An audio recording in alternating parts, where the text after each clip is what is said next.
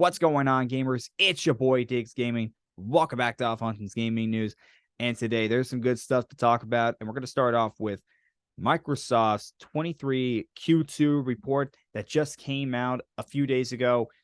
And I'm not going to get into everything that was on Microsoft's report. I'm just going to talk about the Xbox stuff because, of course, we're a gaming podcast. It's what we do. And for Xbox's Q2 earnings for 2023, the financial year, gaming revenue was down 13%. Content and services were down 12%. However, there was a growth in Xbox Game Pass subscriptions. That made the CEO of Microsoft pretty happy, made Phil Spencer pretty happy. However, with the gaming revenue down and the content and services down, it was kind of expected because for 2022, there wasn't really anything with Microsoft. I think they had maybe one first-party game at the end of the year. Maybe, I'm not sure, but there was not a lot for Xbox there. So, of course, the gaming revenue and the content and services were going to be down. But this is the little bit scary, the fact that the hardware was also down 13%. That's kind of scary because the stock situation for the Xbox Series XS has gotten better. You would think that that would be going up, but it didn't. It went down. And this was during the holiday season as well. That's kind of scary. Now, hopefully, again, it was just because that there wasn't a whole lot for Xbox this year. And with the games that are coming out this year, I'll talk more about those later. We're going to see an increase in basically everything Xbox during the next financial report. Let's hope that happens. But if I'm an Xbox fan, I'm a little bit concerned that the hardware didn't at least stay the same during this financial quarter. Moving on to some good news about Microsoft. The Microsoft Bethesda Developer Direct was this week, and they talked about 5 games. Now, I'm going to start with Hi-Fi Rush. That was a third game they talked about from Tango Gameworks. Now, this game was actually leaked either a day or 2 days before this event. They actually made a joke saying, hope this doesn't get leaked. Uh-oh, it did get leaked. However, it was a departure from Tango Gameworks because you know them from their latest game was Ghostwire Tokyo, of course, Evil Within. This is Hi-Fi Rush. It's a fast-paced game that it's a rhythm-based game, and it looks a lot of fun.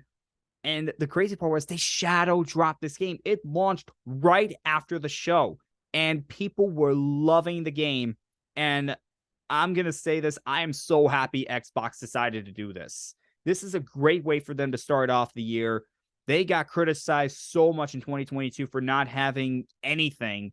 And right here in January, during a developer direct, they shadow dropped this game. People were loving it.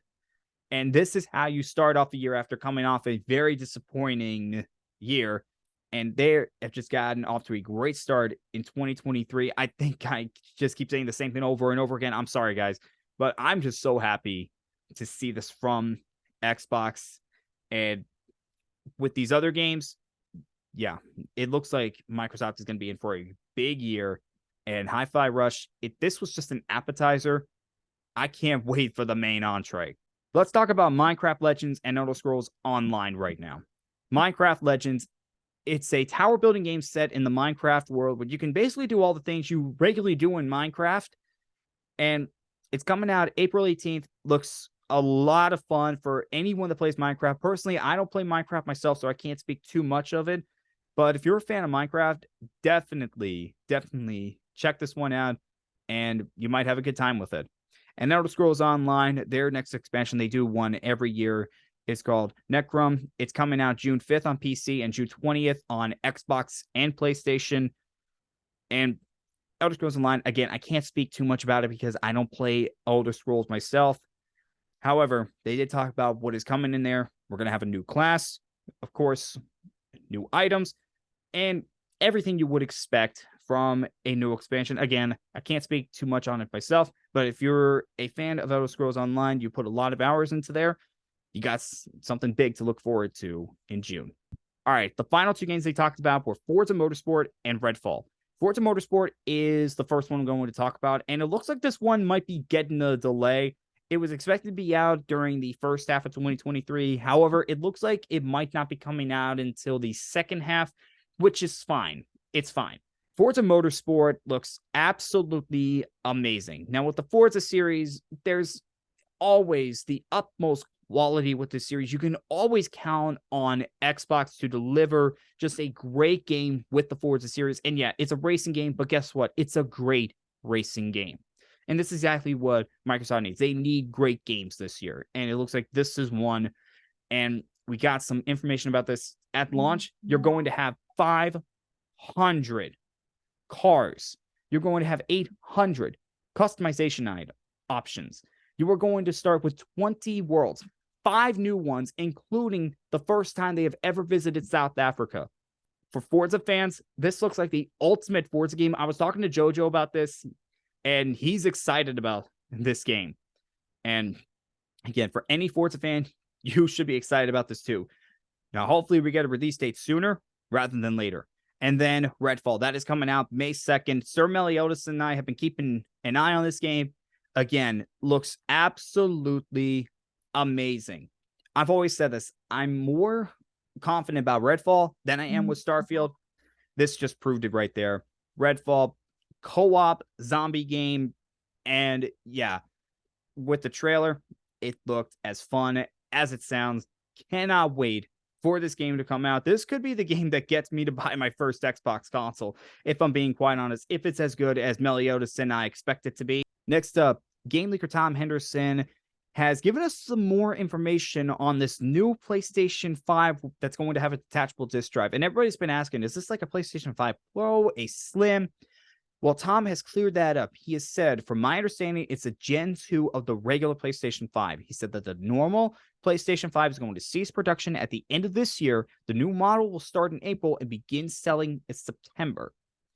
All right, that clears everything up. And it does make a whole lot of sense because with right now, Sony, they're releasing both a digital and a disc version. This would mean they only have to make one version and then just have a detachable disc drive for anyone that wants it. It is a good idea. And we know this is coming. We know this is coming. We've seen it. I believe they've had to file a patent for it, and we've seen the images of it. So we know this is coming. Now, as for if there is going to be a PlayStation 5 Pro, Tom said, as for there's going to be a Pro version this generation, I'm not entirely sure. It doesn't feel like the regular version has been fully utilized yet and probably won't be en masse until the end of the year. All I can say is I've heard more about the PlayStation 6 than a PlayStation 5 Pro. And that does, and again, it makes a whole lot of sense because the PlayStation 4 and the Xbox One, when they came out, they were held back by the PlayStation 3 and Xbox 360 generations. That generation went on a little longer than anyone expected. And because of that, it affected that generation at the start to where a Pro version, as in the PlayStation 4 Pro and the Xbox One X, had to be released. But here, these consoles, again, they haven't been fully utilized yet because of the cross-gen games. And yeah, we have seen some current-gen games, of course, with Ratchet & Clank Rift Apart. We saw it with Demon's Souls. We're going to see it with Spider-Man 2. But no one's really been taking advantage of that just yet.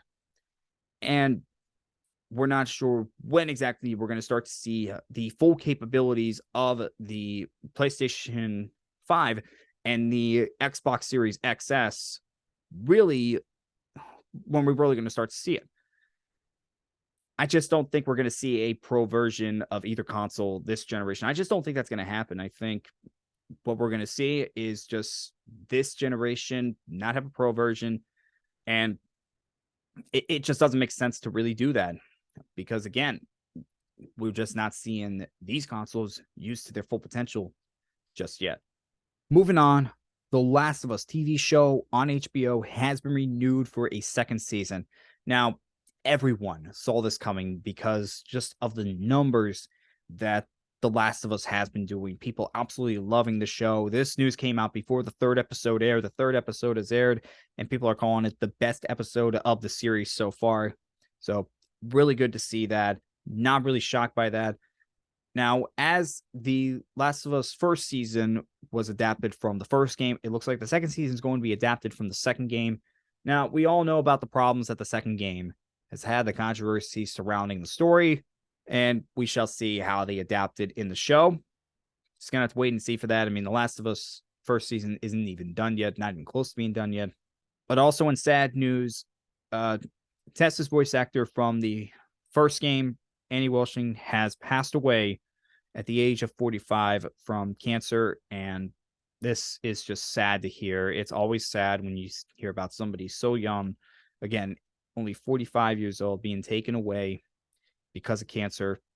And for anybody hearing this, please send prayers to Annie's family, because this is a tough time for them right now. Also, in an interview with BuzzFeed, going behind the scenes of the Last of Us TV show, Neil Druckmann of Naughty Dog has said that the company is done with Uncharted, and they are okay with that, and that they are only going to be doing a Last of Us Part 3 if they feel like they have a compelling story. If not, they feel like they left The Last of Us on a good note with The Last of Us Part 2. And doesn't really shock to hear that they are done with Uncharted. I mean, Uncharted, great series. However, Naughty Dog has been like this since the very beginning. I mean, they started with Crash Bandicoot, moved on to Jak and Daxter, then moved on to Uncharted, then moved on to The Last of Us. And yeah, they did Uncharted 4, and they did a great job with that. And they felt like that was it for them on Uncharted. So if we do get another Uncharted game, which there are rumors it is going to be coming from another company. Moving on, we have reviews for Forspoken, Dead Space Remake, and the DualSense Edge. Now, we're going to start with the DualSense Edge. This is a Pro controller for the original DualSense. Now, I didn't get that. I don't know if I will be getting this because it's a lot of money to spend on a controller. However, those that do have it absolutely love the controller. And Sony did a fantastic job with this controller. Except for one thing, the short battery life. This controller does have a shorter battery life than the original DualSense, and the original DualSense already had a short battery life. So people were not happy about that. However, a lot of people, they are overlooking that and just praising this controller for everything that it can do. So Sony, good job on this controller, even though the battery life isn't great. For Forspoken, yeah, critics were mixed about it, and it actually got review bombed on Metacritic. But I have seen a lot of people praise this game, just as many that say that they don't like it. So really, this is, you either like it or you don't. You just have to make up your own mind for this. I think I'm still going to get this game. I just don't know when. It's really a hit or miss with people. That's really what this game is. And remember, it's only on the PlayStation 5. The biggest complaint is the dialogue and even the graphics, but otherwise, the gameplay is fine. The combat is great. The parkour, people are having fun with that, but it is the dialogue which people are just saying it is so cringe, but others are just looking past that and saying it is a fun game to play. Just got to make up your own mind with this. And then the Dead Space remake, yeah, they did a great job with this. Jojo is really liking the game so far, and Meliodas hasn't gotten a chance to play it yet. He'll play it soon, but people are absolutely loving it. And this also allowed Dead Space to appear in Fortnite. Isaac Clarke has appeared in the game, which is pretty interesting, and you could have some fun with that. And our last bit of gaming news, Atomic Heart has officially gone gold. This game is going to be coming out on time in February. Great to see that. Great to hear that the developers got this game done. And that is all that I have for you today. As always, I am DiggsGaming, and I'll see you guys next time.